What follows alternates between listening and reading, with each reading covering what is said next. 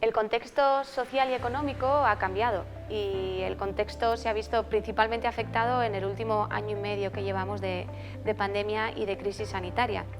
Todos los sectores, incluido el de la gastronomía, están también al mismo tiempo viéndose impulsados a este cambio, ¿no? Provocado por las inercias de la propia crisis y la pandemia, pero por otras inercias que ya veníamos arrastrando. La gastronomía es el conocimiento razonado de lo que comemos y cómo lo comemos. Y este concepto de gastronomía ha ido cambiando a lo largo del tiempo y hemos tenido que ir adaptándonos a él. Las personas profesionales que trabajan en el sector de la gastronomía de la misma manera también tienen que ir adaptándose a los nuevos requerimientos de la gastronomía. Este concepto, como comentamos y como os digo, líquido, es decir, moldeable, que va cambiando y se adapta a cada circunstancia temporal, ahora mismo en este año se enfrenta a grandes retos. Se enfrenta a retos de entender la gastronomía como un motor de cambio social, económico, cultural e incluso medioambiental. Y por lo tanto, los y las profesionales que en el futuro trabajen en este sector, en la gastronomía, en esta gran industria, en este sistema, tienen que estar preparados y preparadas para enfrentarse a estos retos futuros.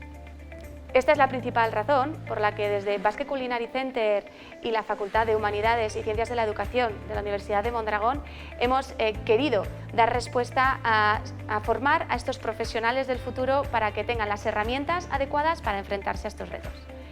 La gastronomía ya no tiene una visión reduccionista. La gastronomía hoy en día es algo holístico, es una visión 360. Un gastrónomo, una gastrónoma es una persona que tiene habilidades en cocina, pero al mismo tiempo también tiene habilidades en gestión, tiene habilidades en sostenibilidad, tiene habilidades en nutrición, puede trabajar en el ámbito del turismo. La formación que demos a estos profesionales del futuro, por lo tanto, debería estar adecuada en consecuencia. El objetivo de este máster es ofrecer esta visión 360 de la gastronomía a los futuros profesionales y profesionales del sector para que se sientan cómodos y cómodas en el momento de tener que enfrentar los retos de hoy en día y los que vengan en el futuro.